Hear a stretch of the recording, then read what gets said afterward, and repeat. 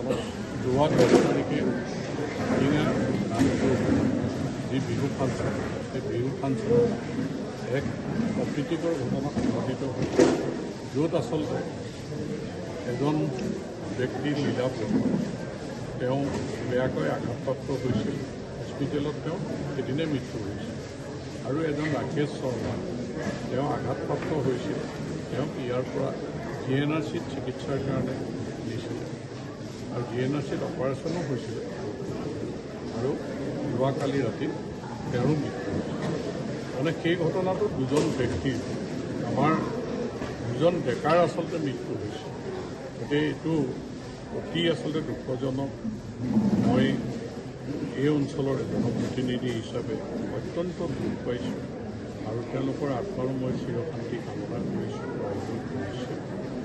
আৰু এই ঘটনাত তীব্ৰ গৰিহণা দি দোষী যাতে কোনো কাৰণত হাৰি যাব নোৱাৰে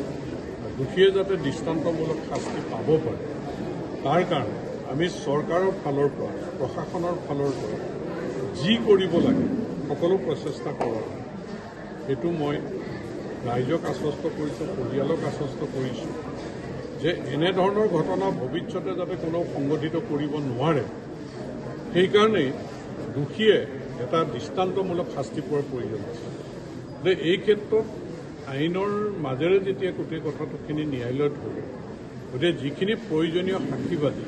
সেই সাক্ষীবাদীখিনি প্ৰয়োজন হ'ব মই ৰাইজক সহযোগিতা আগবঢ়াবলৈ আহ্বান জনাইছোঁ আৰু প্ৰশাসনেও সেই সাক্ষীবাদী লৈ চাৰ্জশ্বীট খুব কম সময়ৰ ভিতৰতে চাৰ্জশ্বীট দিব যাতে তেওঁলোকে অতি সোনকালেই এটা শাস্তিৰ সন্মুখীন হয় গতিকে এই ক্ষেত্ৰত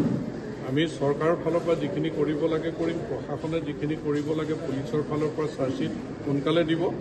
আৰু মই আশাবাদী